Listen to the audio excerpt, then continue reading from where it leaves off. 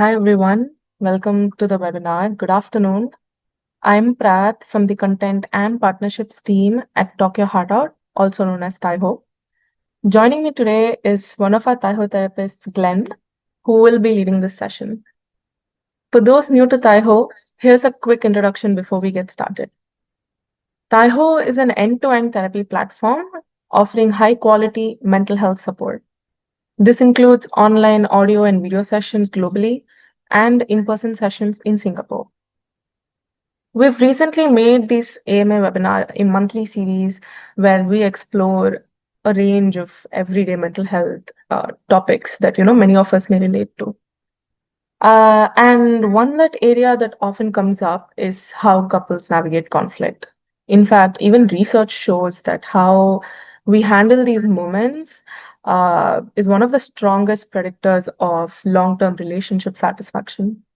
So that's why we thought today we'll be focusing on managing conflict in romantic relationships.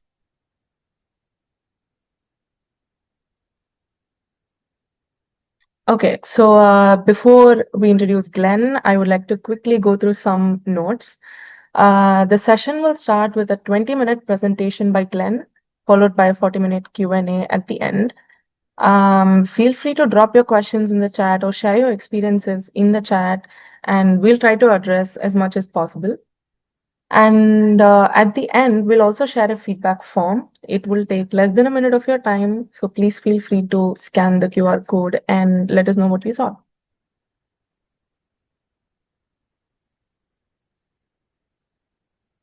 Okay, now that we've covered the session format, I would love to introduce Glenn, our speaker for today.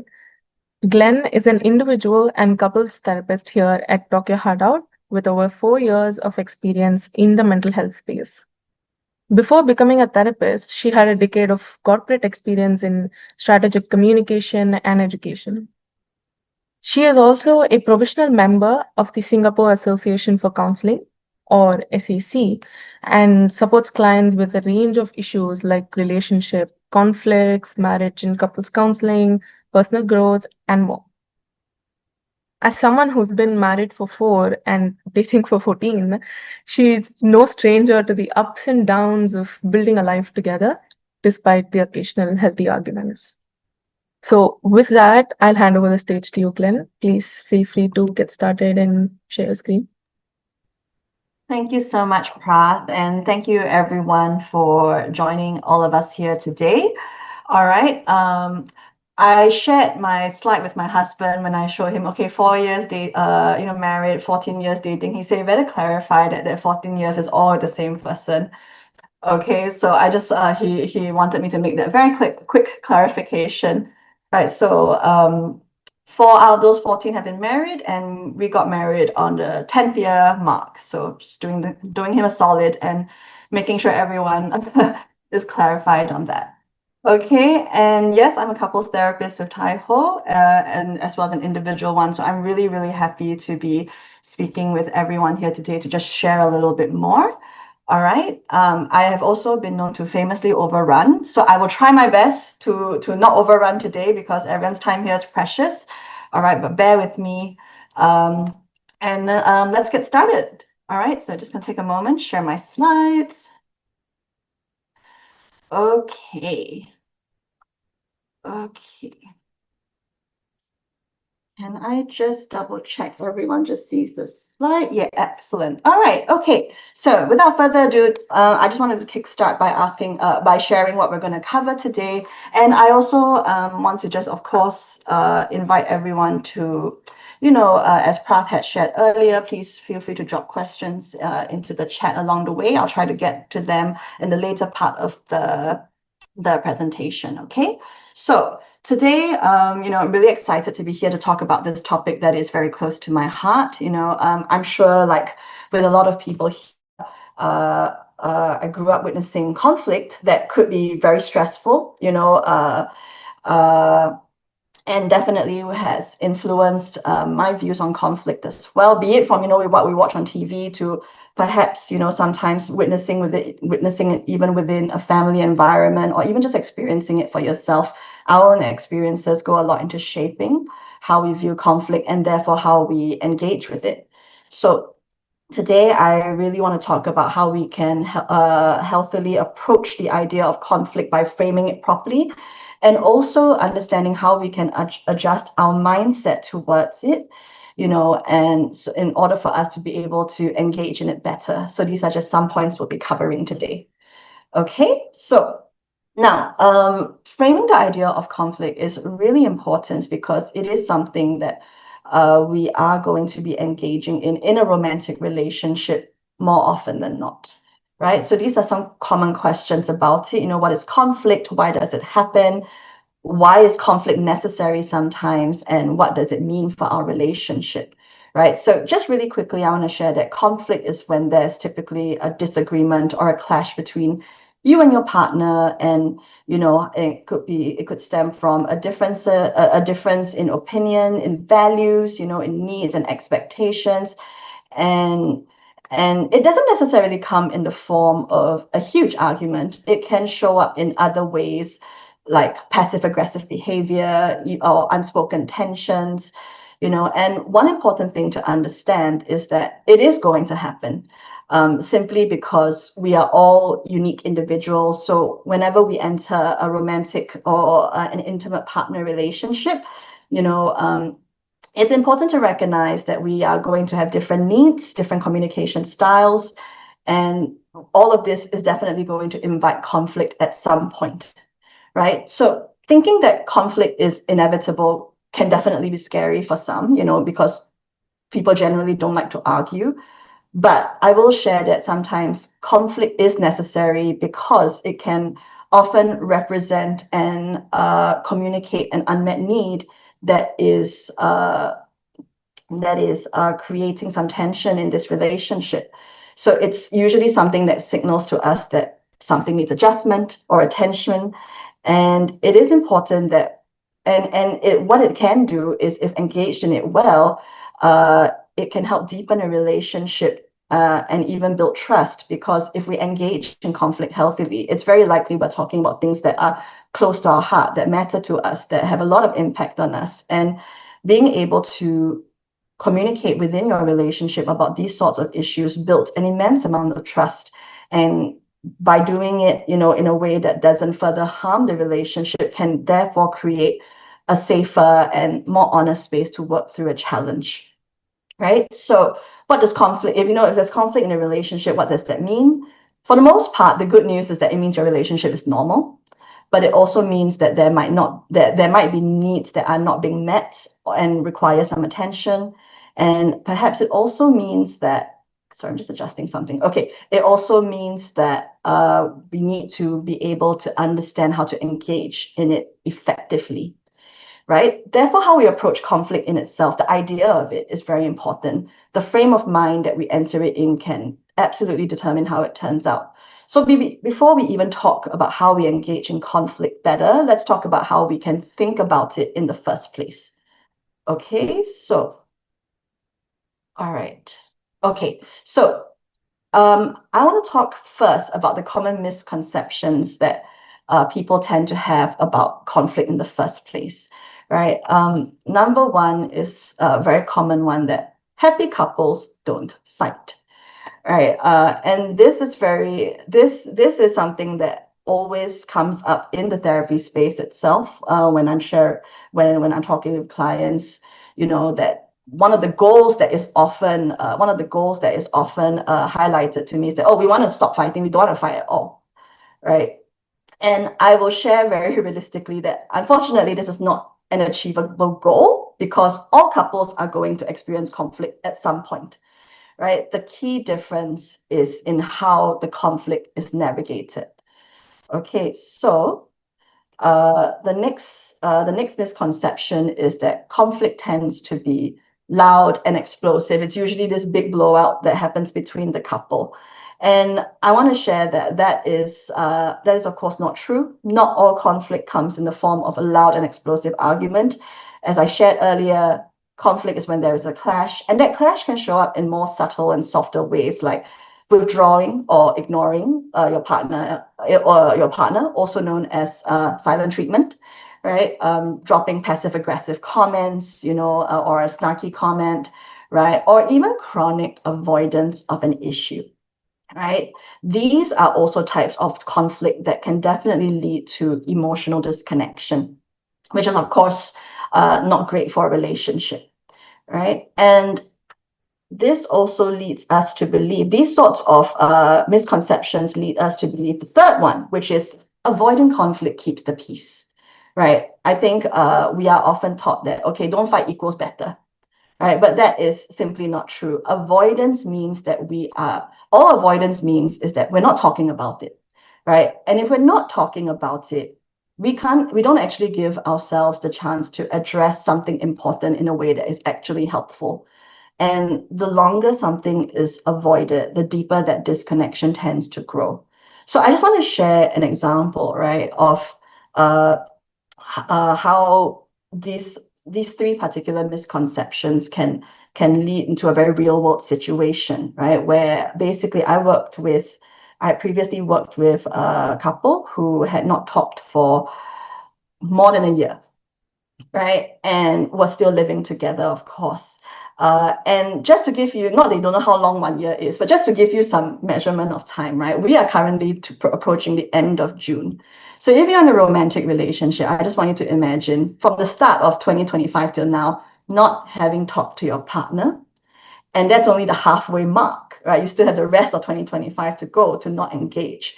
And I just want you to imagine how that might feel to like, wow, not talk. And when I say not talk, I don't necessarily mean, oh, they were silent treatment the whole way, but they were really only talking when it came to really functional things like, are you using the car tomorrow? Or, do we, are we going to this event or that event? But anything else was not talked about. And of course, naturally over time, that built a space where they could not approach any kind of topic without feeling highly uncomfortable, without feeling that tension, and what did they and what they shared with me of how they got here was because they were really taught that fighting is something that is really bad, and the best thing to do is not talk about it. But of course, what the avoidance do is it created greater tension. They could no longer understand how to work as a couple, and it caused really great emotional loneliness, and they were essentially living separate lives, even though they're going through the motions together, right? And that for anyone who's curious, they're doing a lot better. We worked a lot on how to even get them to start talking. But that in itself is when that happens, we no longer even start with just approaching conflict first. It's about getting to be able to be comfortable with the idea of engaging in conflict or talking in the first place. And that's why this reframe is so important, right? Understanding why conflict is necessary becomes so important because avoidance can be even more harmful than the conflict itself, right? And that leads me to another point, which is that conflict is a sign of incompatibility, right? And I just want to share that having conflict does not mean that you're incompatible, right? It simply means that you have a difference of opinion or communication styles or perspectives, right? And I want to talk a little bit about that word compatibility because it also leads to another misconception, right? That compatibility is, a lot of people think that it's something that happens naturally, but actually it is something that can be nurtured. And that's important to understand, right? Because it is something that understanding compatibility is very important in how we also view our partner, right? I just want to bring in a very non-romantic example. We always talk about, oh, is this program compatible with this software system, right? We're not talking about, oh, do these programs naturally get along, right? That's not how we think about it. What these programs are doing is that they are able to work together. That's why it works, right? And that is the point of compatibility. It's about being able to work together, not just about getting along, right? And that's why compatibility is not just about getting along. It's about being able to build something together. And in the case of a romantic relationship, it's about being able to build a life together. And when you argue well, and you do it healthily, you are actually nurturing your compatibility by learning to work with each other through those challenges that life throws at you. So it's also important to understand that conflict may not necessarily always stem from personality. It can also be a situational circumstance that gives rise to conflict. So it really is not about, oh, the more we fight, the more incompatible we are. It's likely that maybe we're just not fighting in the right way. Right. So a question I do have for everyone here today is, what do you notice your conflict is typically about? Right? Is it more, are you noticing that perhaps it's more, is it a more personality thing, habitual, like lifestyle habits that are that you don't see eye to eye on? Or is it a situational thing? Right? Like a situation that arises and then you find that you argue over it, right? And if your answer is like, I find myself relating to both, I want you to know it's okay. That's normal, right? It just simply shows that you think a lot about your life and your relationship, which is not essentially a bad thing, right? So I want to share some interesting numbers as well. Okay, so basically, according to Dr. John and Julie Gottman, these are, of course, the founders of the Gottman method, which is famously used for couples therapy.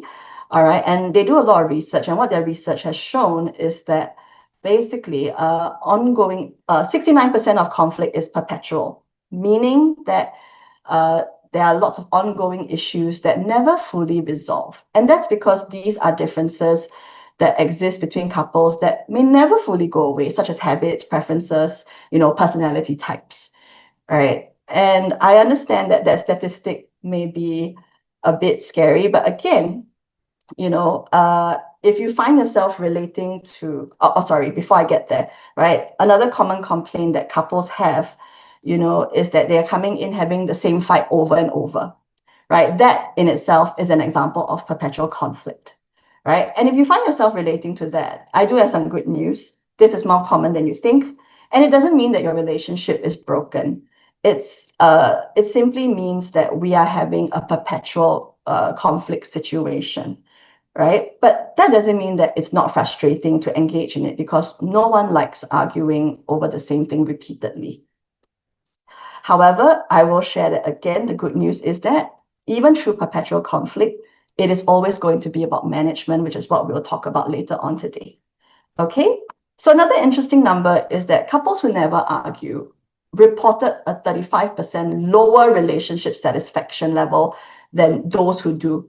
Now, that little asterisk there is to show that the 35% lower relationship satisfaction is basically compared to couples who do argue occasionally and healthily, right? We're not talking about particularly abusive or toxic dynamics here. Okay, so this is why I shared, this is similar to what I shared earlier, that, the more we don't talk, the less likely we are to connect over an issue that's actually important to us. And that is how emotional disconnection grows. And even things like resentment start to show up because we never talk about things that are important to us. So that's why couples who never argue, it's not surprising that they do report a lower satisfaction level than those who do argue healthily. Okay, and also a common question or a natural question is, how often is too often and how little is too little to argue, right? So again, luckily, Dr. John and Julie Gottman did the research for us, and they shared that, happy and fulfilled couples typically reported an average of 1 to 2 conflict points per month, right? Again, a little asterisk there, right? It has a little caveat, which is to share that, these couples also reported that their conflict was paired with respect and repair in mind, right? So again, it is about how they argue. That's really important. Okay, so why I'm sharing these numbers is because I again want to highlight that the key is to learn how to manage these differences with respect and grace, and we'll definitely talk more about this later. Okay, so some common flashpoints. When I say flashpoints, what I mean is conflict points. All right, some common, what people tend to argue over, right? So we have things like communication styles. We hear things like, oh, I don't like the way you talk to me, right? We also have arguments over emotional needs and connections. Like, oh, I feel like, we don't have enough quality time together. I don't feel loved by you. These are common conflict points. Another very real one is, of course, arguing over finances. Money is a very strong point of contention for a lot of couples. Their priorities as well, how they spend, how they save, right? Another key area is a lot of couples have disagreements over sex and intimacy. We have different drives. We want different things. How do we get past that? Even though I still love my partner, right? And another one that has, of course, surfaced and talked about a lot more in recent times is, the division of labor and roles within the relationship. Some people still carry that very traditional idea of what what each partner should be responsible for in the relationship, and then some of us, of course, have much more modern ideas of and more current ideas of what is fair within the relationship, and this naturally leads to clashes. And we also have, earlier I talked about situational conflict, and this is an example of that, right? Transitioning life stages. Some couples find that they argue more when, just for example, they bring a new baby home, or when someone has to suddenly move overseas for a job, or if they are going through a really big transition, like a loss of a loved one, right? These tend to be very common spaces in which couples argue. So, what are some of the common pitfalls that we engage in when we are engaging in conflict, right? So these are some common habits, and I picked the first one because it's the one that shows up most commonly in cases that I've had, is that a lot of assumptions are made during conflict, right? Something we also call mind reading, right? Where basically we start to say things like, I know you very well, I know what you're going to say, I know what you're thinking, right? And this, of course, is something that leads our partner to potentially feel very invalidated, because we don't truly know what they may be feeling or thinking. Right. Another common pitfall, or unsustainable habit is ignoring emotional flooding. So let me just explain that term a little bit. Emotional flooding is basically when you're feeling very dysregulated, there's also crying going on, and we just try and still blaze through the argument, right? But what this does is it creates a very dysregulated environment for both you and your partner by not addressing that someone is feeling highly emotional right now. Okay, and this is a very important one. We do not make repair attempts during or after conflict. And what this looks like is basically often when couples share, like, okay, we had this argument, right? Common question I'll always ask them is, so how did y'all come back together, right? How did y'all resolve this argument eventually? And a very, very common, I would say, right, 8 out of 10 times I will hear, oh, we just let things go back to normal, right? And I will share that in itself is part of the issue, right?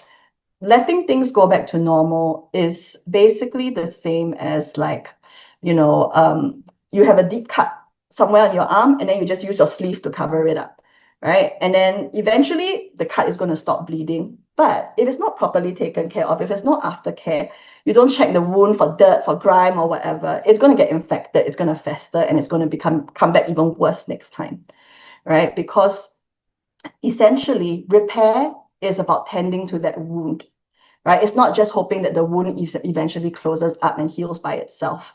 We need to be intentional about making repair with our partner.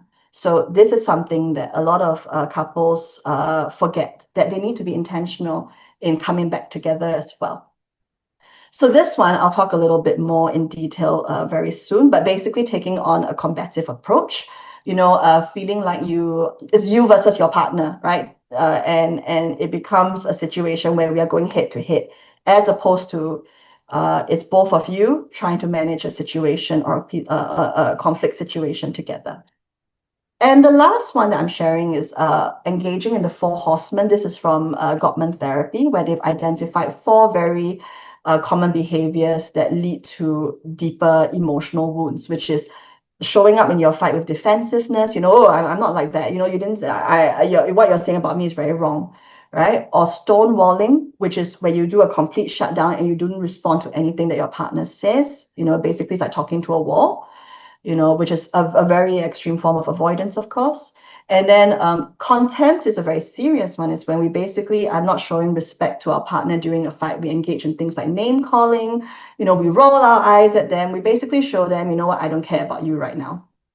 And of course, criticism is when we basically, as its name suggests, always picking at things that our partner is doing, picking at their actions. So if you think of what's the difference between contempt and criticism, contempt is when you're attacking the person, you are basically attacking their character, attacking their worth. Criticism is when you attack their actions, their behaviors, their habits. Neither are good, right? So these are some of the common things that couples tend to engage in. And something I like to ask is, basically, I want to invite you all to, if you all can, just for a moment, I've been doing a lot of talking, to maybe type in the chat. I have a question and I'm very curious to hear everyone's answers. Okay? Don't worry, the answer is only one word. All right? So I'm going to ask, if we constantly engage in these pitfalls, right, what do y'all think it can lead to? So I shared the answer is only one word, starts with a D. Anybody? Anybody? Any movement in the chat? Okay, I understand. Lunchtime, everyone's a little bit shy. Oh, okay, we've got some. Nice. Loving all the D words, everybody. Sorry, the question was, what does engaging all these in all these pitfalls end up in? And the word starts with D.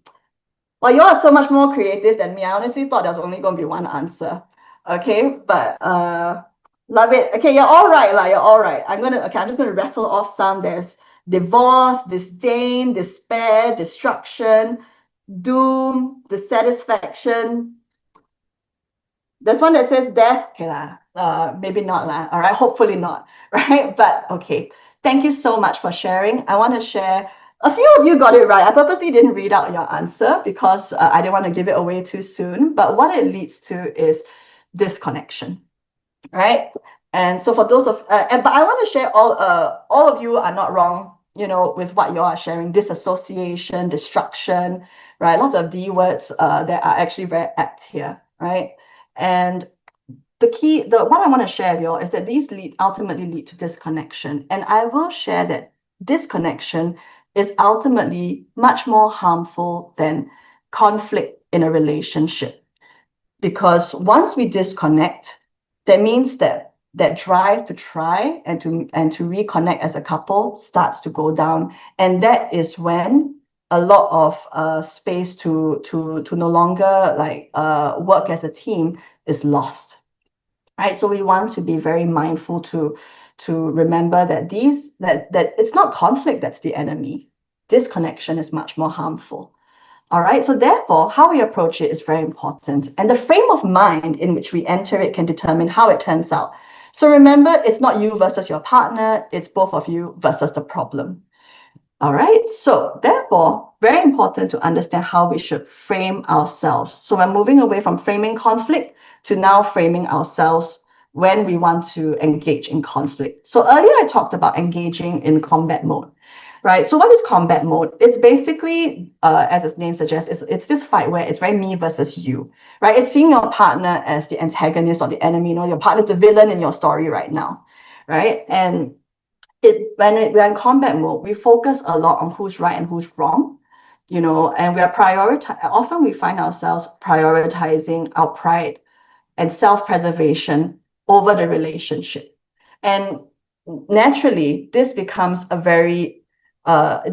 dynamic where it's about winning at all costs, right? It's about, I need to get my point across. I don't care how it affects you, right? And that, of course, again, leads to disconnection, So I want to share a little bit about a couple that I worked with as well. They came in and it was entirely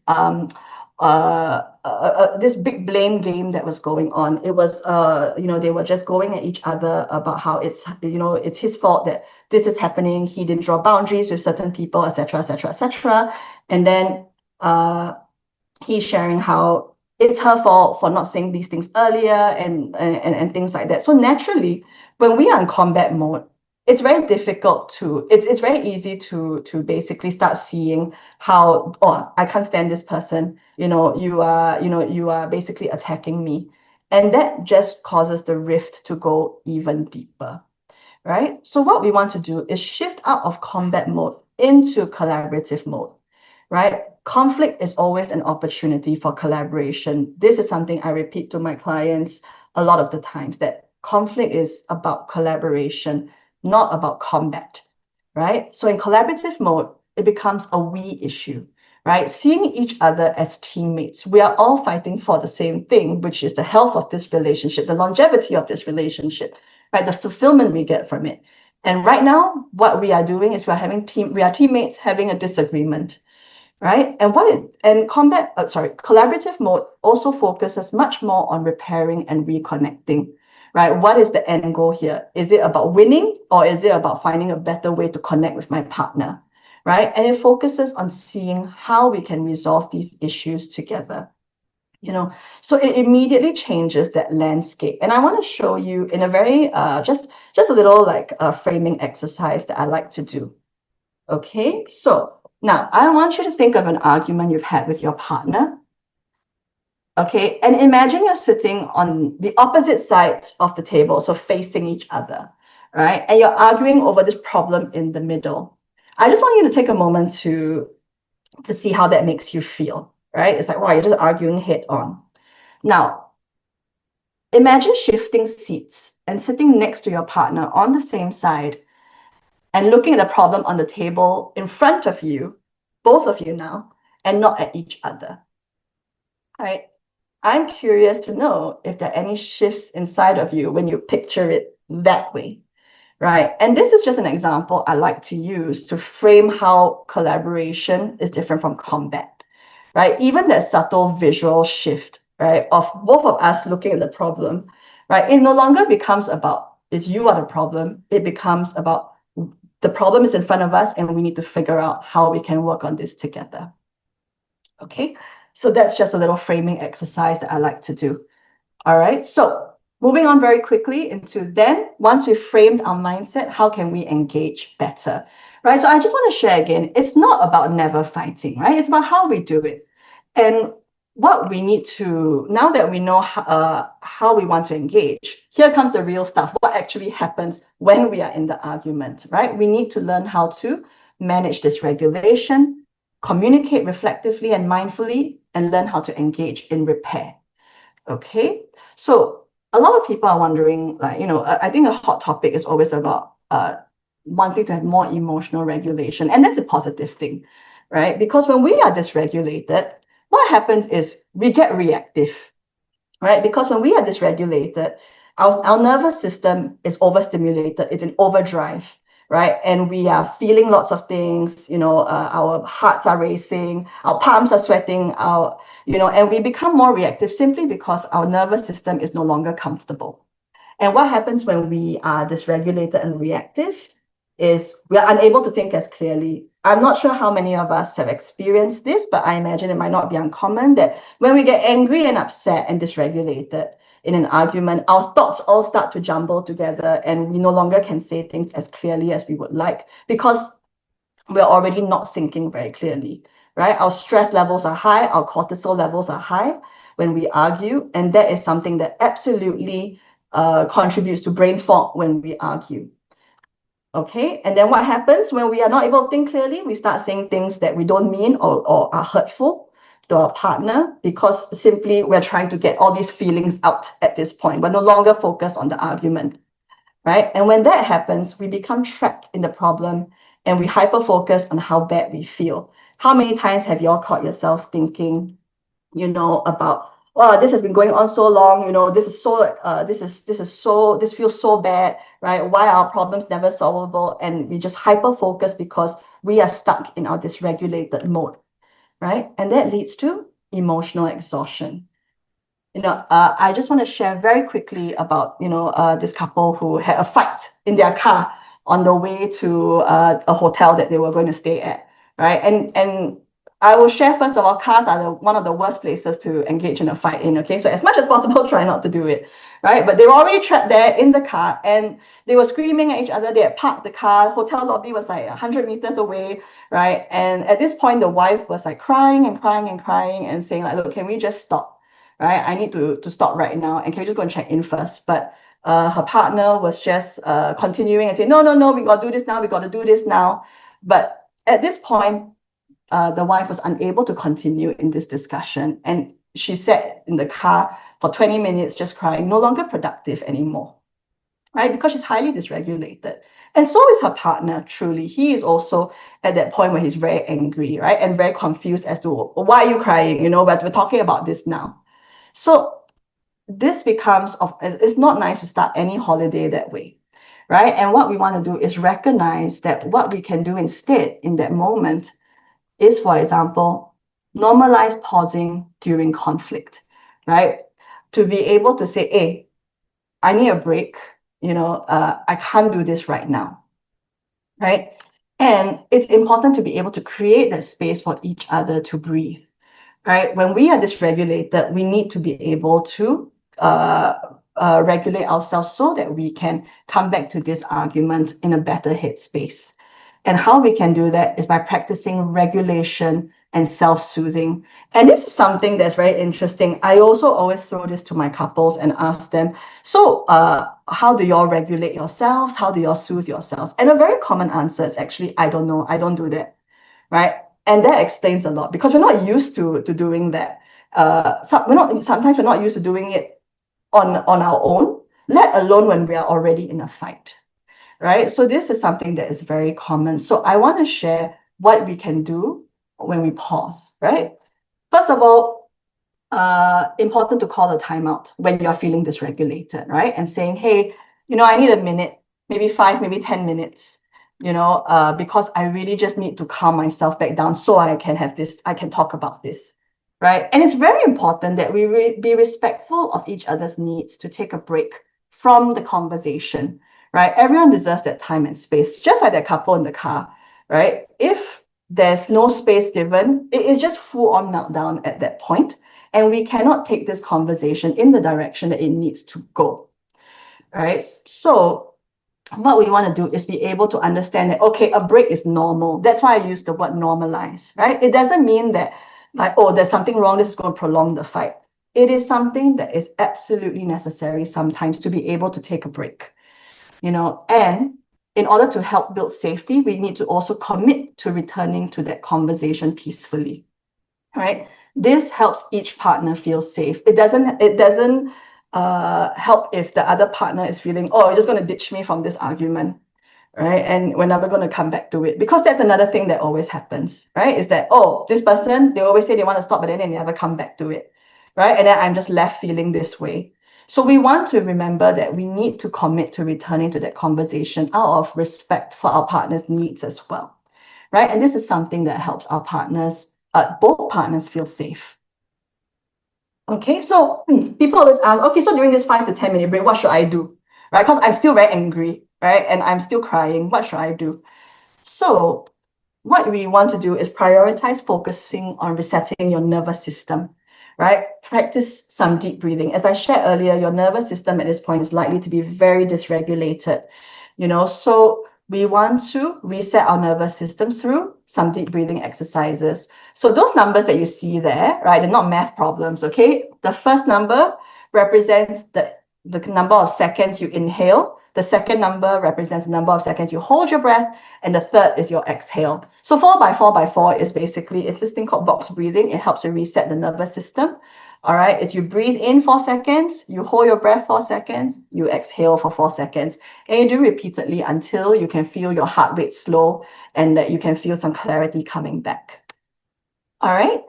There's a 4-7-8 one, which is also to promote relaxation. So whatever you think you can manage in that time. I like the 4 by 4 by 4 because it's easy to remember.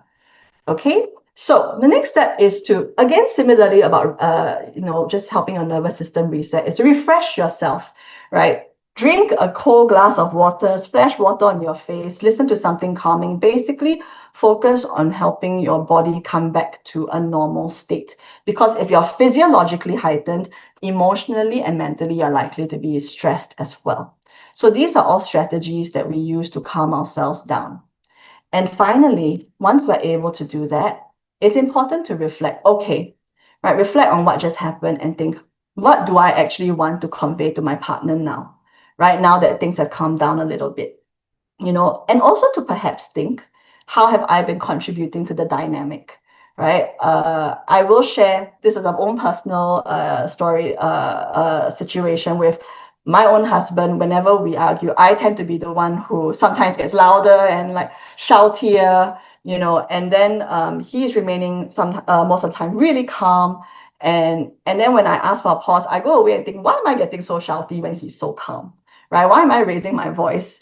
And it allows me to clarify, okay, I'm contributing to this dynamic in an unhealthy way, actually, because I can imagine my shouting while he is trying his best to remain calm is not the most helpful. So I adjust that before I go back in.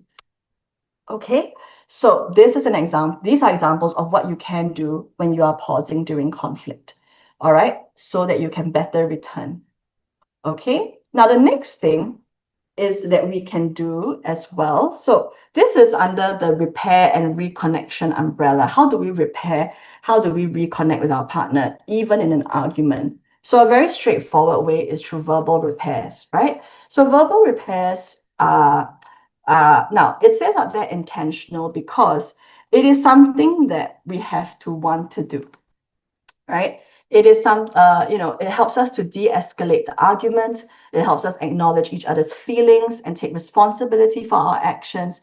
It clarifies misunderstandings and helps to reaffirm care, right? So again, similar to what I shared just now, for a lot of couples who feel like, oh, we just return to normal, this part is often missing, right? Because there's no intention for repair. So when what some examples of this look like, right? Oh, okay. Earlier I was dysregulated, or I was reactive. That came out wrong. Please let me say that again. Because sometimes in the heat of the moment, we say things that maybe come off in the harshest of ways, even though we may not. That's not what we want to convey, right? Or an example is the second one. I can see how this is upsetting you. What are you feeling? Right? This is an example of not ignoring emotional flooding. It addresses that emotional flooding. Okay. And this allows our partner to see, hey, actually, you recognize that I'm going through, like, this is really hard for me. And that helps to lower defensiveness. And that's important. That's what repairs can do. It helps lowers everyone's defensiveness so that we can engage in something better, right? And a lot of the time when I share this with my couples, they'll share, yeah, but it doesn't that make me look a bit weak? Make me feel like I'm a bit too affectionate to my partner. And that's where I will share, never underestimate the power of affection, no matter how small the gesture, right? And very important reminder is that when you are arguing with your romantic partner, you are negotiating with someone that you love and care about, right? When we engage in verbal repairs and affection, even during an argument, it shows our partner that despite this, I still care more about our relationship and I still care about you more than my own pride and my own ego, right? And that is something that, again, brings the defensiveness and the emotional dysregulation down, right? Because it allows us to know, hey, we're on the same team here, and it can look like what you see up there, reaching out to hold your hand if they are feeling receptive to touch in that moment. If you see that they are not, then of course, respect that space, right? But what you can do instead is, if you see them crying, get them some tissues. If you see that, they've been talking a lot and, their voice is shouting, getting hoarse, get them a glass of water to show them, I still care, right? Ask them what they need. And again, if they're receptive to touch, offer them a hug, right? This shows that, again, it reinforces that even when we're in conflict, I care about you. All right. So earlier, I was also talking about, communicating mindfully, right? So in order to, how we speak during conflict makes all the difference, right? No one likes being attacked. So we can still get our point across without having to basically tear our partner down and make them feel like the worst thing in the world, right? Because we don't want to do that. We don't want to destroy our partner in the process. So what then can look like is basically, using I statements instead of always saying, you never help around the house, you don't do this, you are basically, it's a lot of you statements, a lot of accusations, right? So using I statements focuses more on how you feel and what you need, as opposed to assassinating your partner's character. So that can come in the form of like, whenever I feel like when you don't put your phone down, it feels like you don't care, and that I feel unloved and I feel like I don't matter right now. And that makes a huge difference in how this issue is framed, right? As opposed to you're always on your phone. You don't care about me, right? So there's a big difference in that. And it's important when we engage in conflict, when we have a question to ask, often when we engage in conflict, there's a question to be asked somewhere, right? And what we want to do is we want to ask to understand and not to control or test our partner, because that controlling and testing becomes combat mode already. Whereas asking to understand is about curiosity, about understanding your partner's perspective, right? Not to test them like, for the right answer, because that becomes about control, and that's not a healthy dynamic. We also want to learn how to, conflict is about expressing a positive need, right? Like share, it's likely something is you're hoping for an outcome here whenever you engage in conflict, right? You want something to change, but your partner's not a mind reader. So it's important to express what that need may be, right? Instead of just focusing on the things that they never do or the things that they never say and focusing on the complaint, because that is not constructive when it comes to conflict. Right? And importantly, our tone matters, right? It's very different to say like, hey, I can see you're crying. Is everything, what are you feeling right now? Instead of, okay, you're crying. Why? What do you need right now? Right? It's the gentleness of the tone that makes a lot of difference, right? We don't want to patronize our partners either. So if you feel you can't manage your tone in that moment, it's likely you're dysregulated, and maybe you are also needing a pause in that moment, right? Because how our tone comes into play becomes very important. Okay, so reflective listening, right? We all want and need to feel heard by each other, right? And when we feel heard and understood, again, defenses come down and we become more open to connection, right? So when we listen to our partner, it's not just about, so in conflict, it's not just about it's not just about you speaking, it's also about you listening to what your partner has to say. And what it looks like is basically giving your partner the opportunity to express fully, right? Basically being able to let them finish their thought. Very often when they say something, halfway before they even finish their sentence, they're all ready to cut in, right? And be like, hey, no, that's not being very fair to me, right? But you haven't let your partner actually feel, really fully express what it is. And that's not very fair to them, right? Nobody likes to be interrupted when they're trying to express something really vulnerable, So important to give them that opportunity. And also important to, just as you ask to understand, you also listen to understand, not judge, right? There's this famous, I think, meme or saying that goes on now, we are here to listen and not judge. I like that, right? We listen and we don't judge our partner for what is they're saying or they're feeling, because it's likely what they're experiencing is their reality, right? And we don't want to invalidate that for them. Okay, so it's important to reflect back what you've heard, right? What that means is to really make sure that, okay, this is what you're saying. I hear that this is what you're saying, and you check for understanding, right? Is this, is what I'm reflecting back accurate, right? Basically, it's important that you reflect back so that your partner knows that you hear me and you understand. You finally understand what it is that I'm saying. Right? So that's what reflective listening is about, really trying to understand what it is that's your partner's point of view, so that y'all can investigate together. Okay, what's the need here? Right? What can we do that will help this situation improve? And we can't do that without understanding. Okay, so some helpful phrases that to start with for reflective listening. So you can say, okay, so what I'm hearing is every time I leave the house and you end up doing all the housework, you feel like we're not equal partners. Am I understanding that correctly? Right? So it's really to allow yourself to do a bit of checking, like, like am I really hearing you right? So these up there are just some helpful phrases. And of course, remember, tone matters, right? Again, if you say, okay, so you're feeling upset with me, is that accurate? Of course, that's not very helpful, right? So we want to remember, if we cannot manage our tone, maybe we need a bit of a pause ourselves. Okay, so in conclusion, remember that it's not about never fighting, it's about how we fight. And conflict isn't the enemy here, right? Disconnection is more harmful.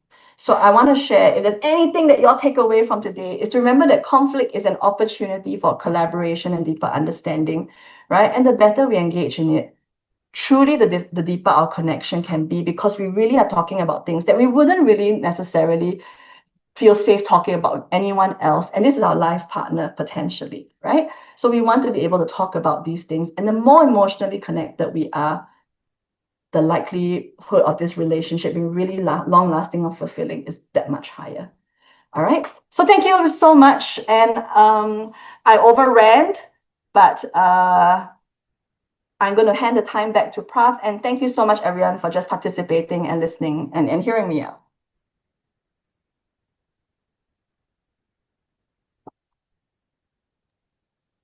Thanks, Glenn. Thank you so much for the presentation.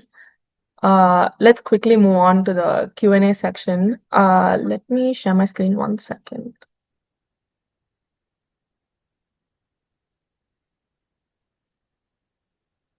Okay, so I think all of you can start posing your questions in the chat. Please feel free to share your experiences as well.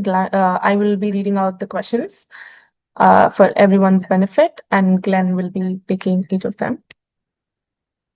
Just a quick note also, as you can see on the slide, let's all just do our best to respect each other, keep an open mind, and stay on point with our questions.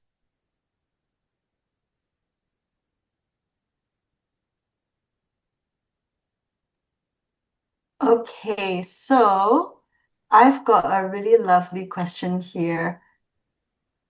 I feel it's very difficult to engage in a mature conversation with my partner because he's very defensive and everything sounds like criticism to him because of his childhood trauma.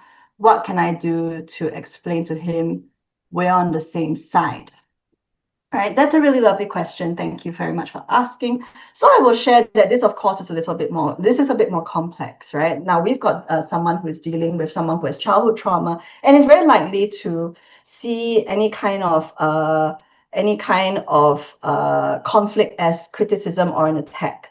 So in these sorts of situations, I would suggest it may be helpful to first, zoom out of the conflict and to first focus on, okay, how can we bring this person to the table in the first place, right? Because right now they're not willing to come to the table, right? They see everything as criticism, so it's very likely they're going to be very avoidant.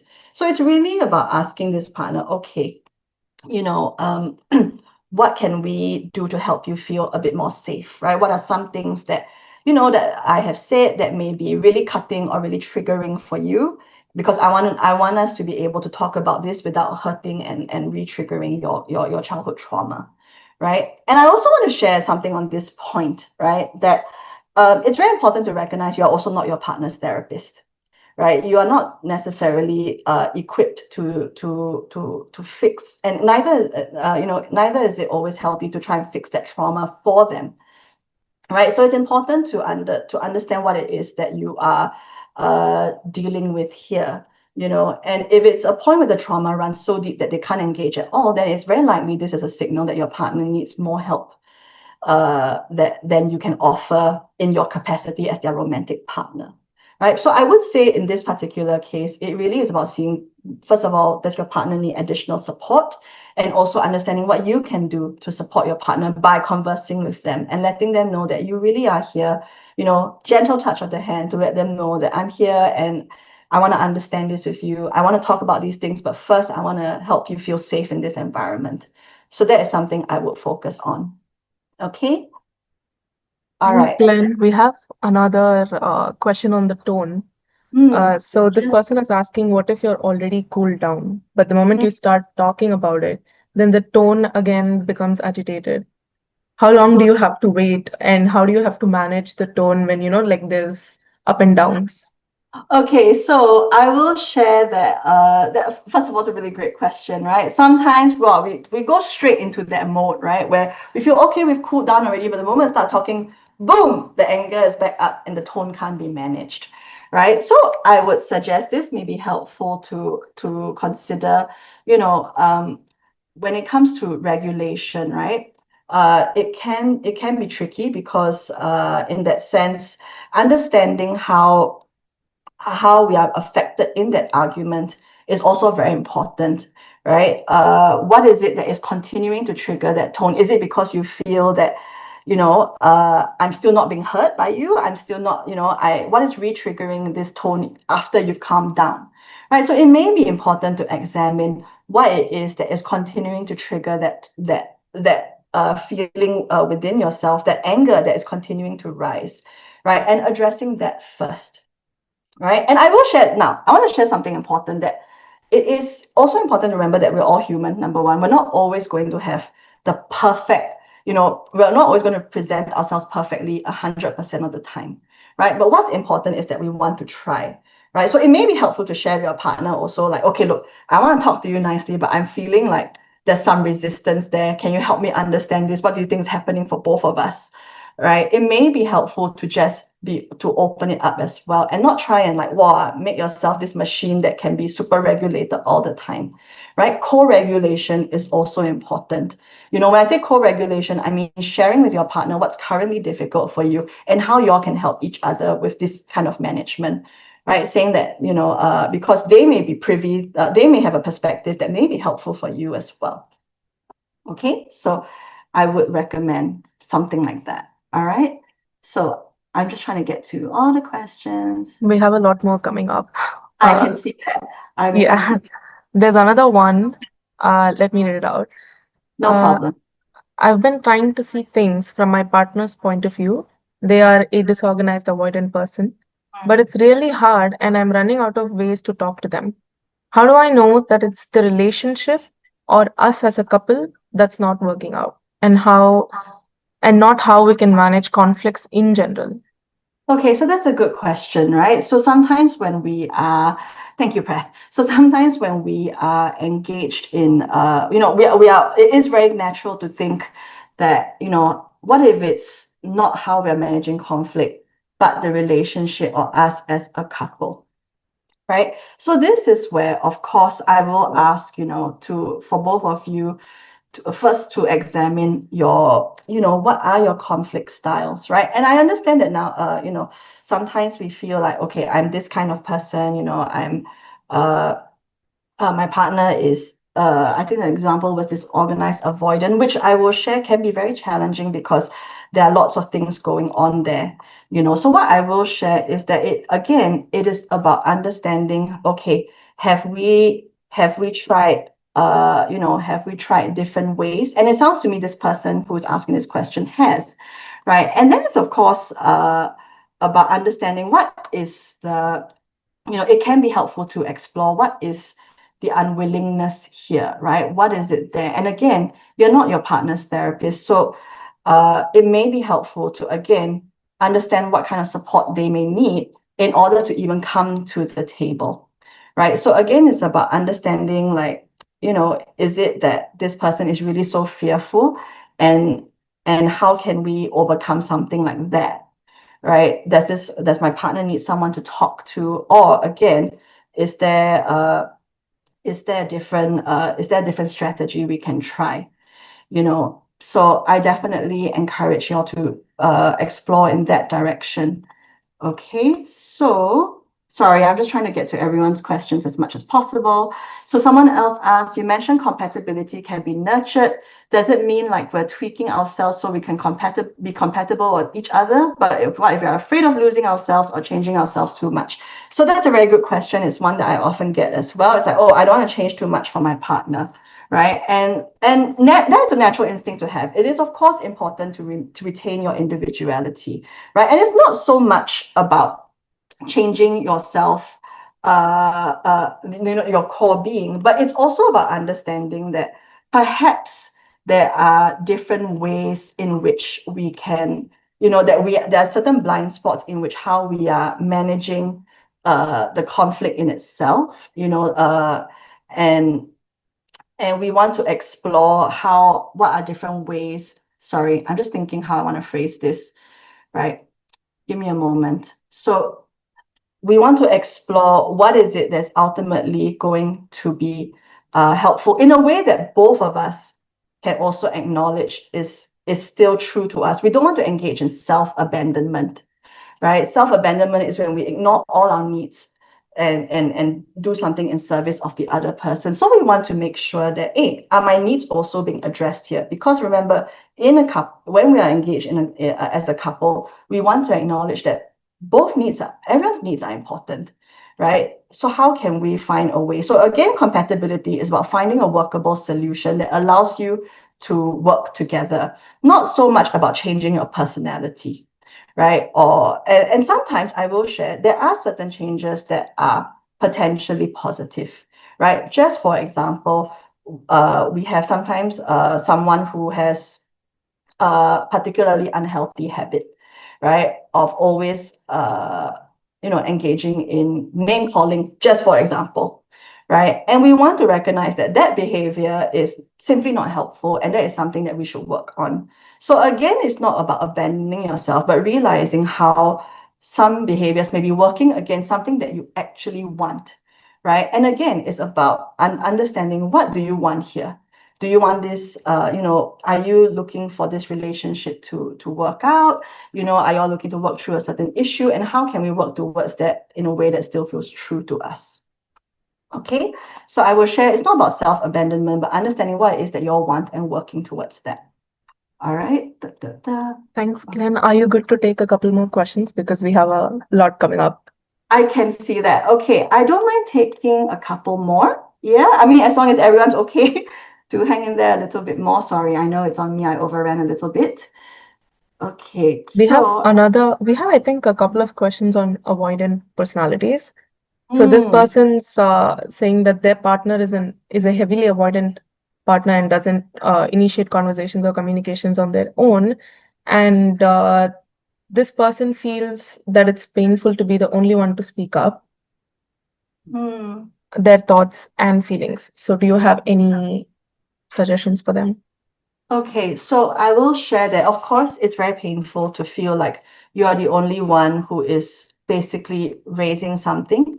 That is, of course, that is a very challenging situation to be in. And I will ask, to consider. Of course, I can see this person also shared that, they're, it feels like they're unwilling to speak about their thoughts and feelings because it will only lead to a snowball effect. So I want to share that it is definitely important to consider, first of all, what it is that you have already tried, and to weigh what has been potentially helpful. Are there times that your partner has been able to come to a conversation, if at all? And if not, then of course it's important to consider uh, whether or not this person is ready to engage in conflict in the first place. Again, a lot of these questions about avoidance, right? They all have a very similar theme of this person is avoidant, meaning that they're not going to want to engage in conflict in the first place, right? And that is where I will always draw it back to, what do we want here, right? To basically focus less on the conflict and more on, okay, what do we want for this relationship ultimately, and what are some things that currently reflect that, and what are some things that don't, right? I want to just bring up the example that I shared earlier. And of course, I understand everyone is different. But again, there are similar tenets of that couple who didn't talk for over a year. A lot of it was because one partner really didn't want to engage at all, right? And therefore, the other partner, of course, over time, they lost their ability to raise issues, right? So again, it goes back to understanding, okay, what do we want as a couple? And let's talk about that, right? What do we want? What are our values as a couple? And what are current behaviors that are representative and reflective of that? And what are behaviors that are not, right? So I would say it may help to zoom out of the conflict first, right? And look at what it is. Because if we keep pushing that conflict on an avoidant person, it is very likely that they are going to continue to disengage further because they do not feel safe, right? So it's important to recognize that what we want to do is to really be able to see what we can, see how we can work together to first identify what do we want for this relationship. So that becomes a less scary topic than all the other things that all the other conflict points that may be present, right? And we may want to help bring them to the idea that this is what we want in a relationship. And that in itself is a very important discussion, right? What do we want together? Right, and how are the current things working and not working for us, and to gently broach that. Okay, thank you for having this conversation with me. I can see that this is what we both want. Right. So I think when it comes to an avoidant partner, it really, and especially if you're wanting to continue the relationship, then it may help to zoom out a little the conflict first and to address what it is that you both want from this relationship in the first place. It may open up things for your partner. It may also open up things for you. All right. Okay. So Thanks, Glenn. no problem. We have another one that goes something like this. I feel Okay. unheard from my partner because he thinks he's saying facts, yet what I reply is judgment. My intention is to explain my understanding, but it is perceived as judgment. How do I fix this? Okay. So sorry. Can I just get? Just Yeah, want sure. to see. Okay. All right, here we go. I feel unheard from my partner because he thinks he is saying facts, yet when I reply, it's judgment. But it's perceived as judgment. How do I fix this? Okay. So this is an example of how we can try and, first of all, share with our partner what they're doing and how it's impacting us, right? We want to be able to gently show them that, look, whenever you do this, whenever this shows up, I feel like you're shutting me down, and I feel as though there's a bit of a difference in standards for what it is that we are saying, right? And that makes me feel really disconnected because it really like disengages me, from our conversation, because I feel that whatever I say is not being heard. So again, it's about bringing it to our partner in a way that can help frame the situation to them, not to show them as being attacked for their behavior, but rather how their behavior is potentially unhelpful to what it is that you ultimately want, which is to argue better, right? And I will share again, there's a lot of there are I think there are very common themes from today's questions which show that there's a lot of unwillingness on partners' parts to engage, right? And that is where, of course, I will share something very important, which is to recognize, your own capacity in the relationship and what it is that you feel what are your own boundaries in the relationship as well. What I mean by that is it may be helpful to think about what it is that you and your partner want, right? And how the behavior goes against your boundary. For example, everything that you say is considered judgment. That goes against a boundary of you feeling like I'm just coming here to explain and share how I feel, right? And when you share this with me, it's not very helpful, So I would share that it is about highlighting this in as gentle a way as possible. And of course, that is the part that I will share can help to make a difference, but also that we can't always control what our partner is going to do. So it's important to also assess, do we feel like we are being respected in this relationship at this point? And if we don't, it is also important to take note of that. Okay. All right. Thanks, Glenn. No. So I think we spoke a lot about avoidant Mm, personalities and what to do when someone's avoidant. So I'm skipping a little ahead and taking this question. How do I move on from feeling scared to communicate with my current partner because of a previous bad partner who would shut down, have bad communication, and stonewall and guilt trip? okay. So that's a good question. How do I move on from feeling scared? So I will share that it is, of course, this is now, first of all, I'm really sorry to hear that was your previous experience, you know, and it can be this is a common thing that happens, right? We carry our past hurts, from a previous relationship into a new one because naturally we don't want to be hurt in the same way again, right? So in that sense, it's important that you, first of all, that you've acknowledged that fear that you have. That is the first step, right? That this is a fear that you have, and therefore acknowledging it makes addressing it possible, right? So what is it that you can do?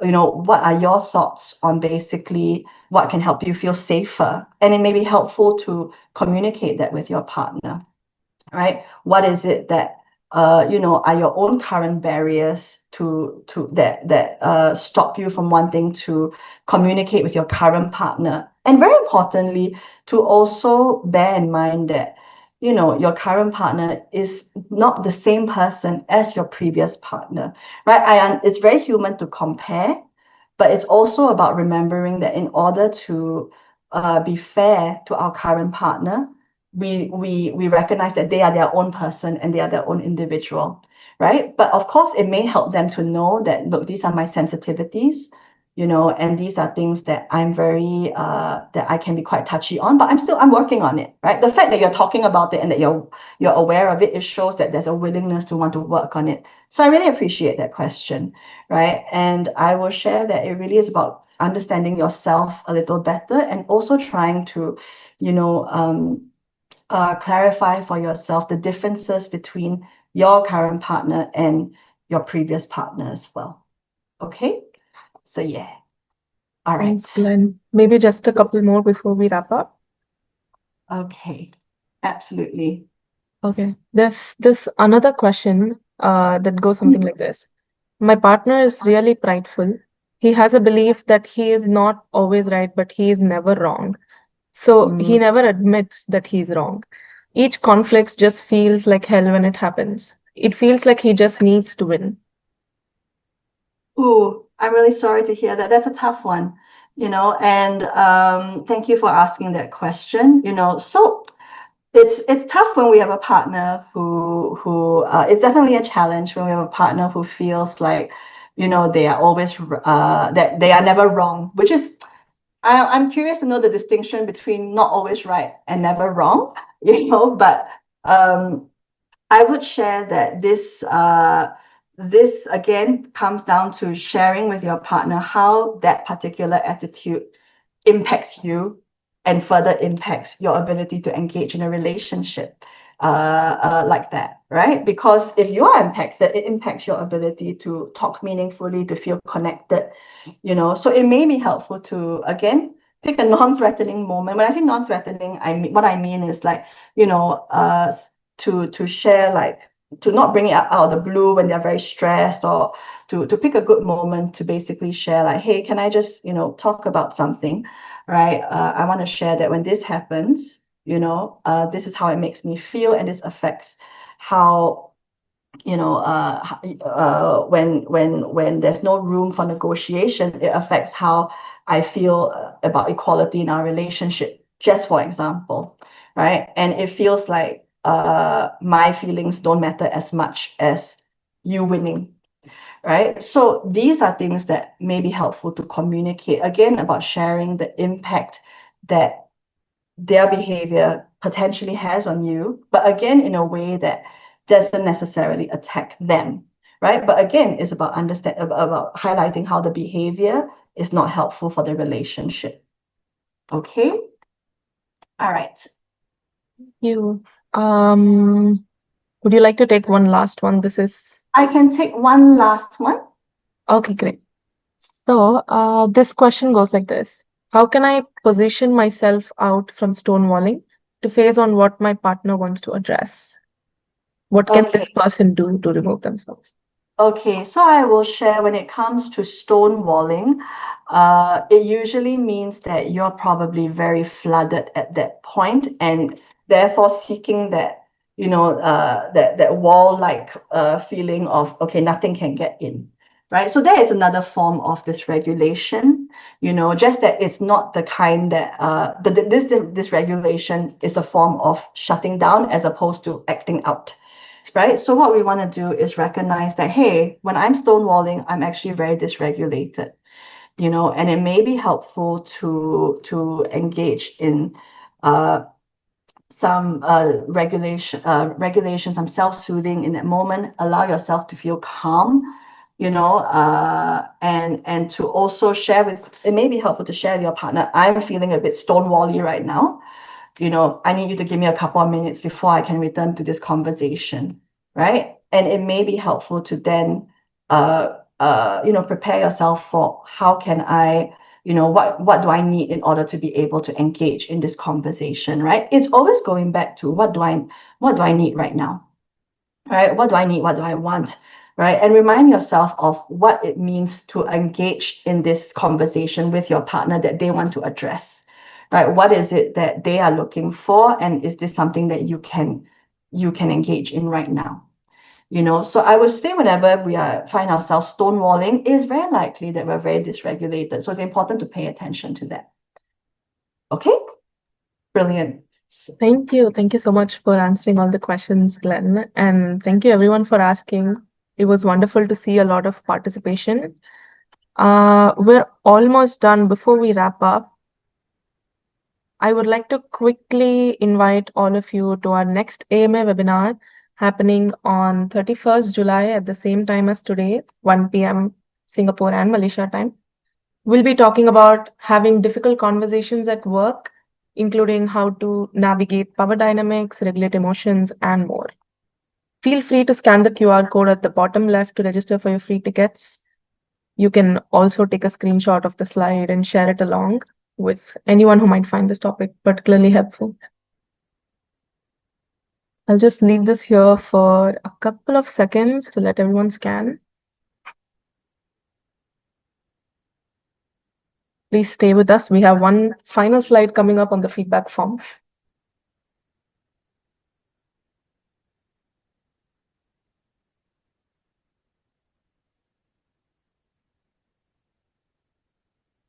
Okay, and that brings us to the last bit for today. Thank you so much, everyone, for joining us. We really appreciate it. And we hope the session gave you helpful insights on managing conflicts in your relationships as well. We'd love to hear from you now. Please take a moment and scan the QR code on the screen. You can also click the link in the chat. It'll take less than a minute of your time.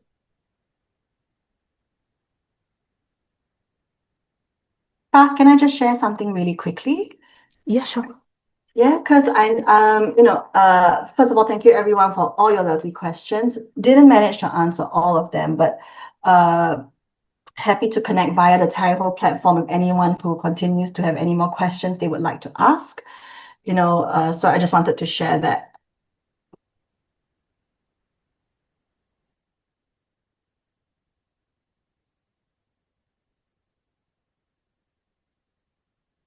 Thank you. Thanks again for spending your afternoon with us. We look forward to seeing you again in the next event.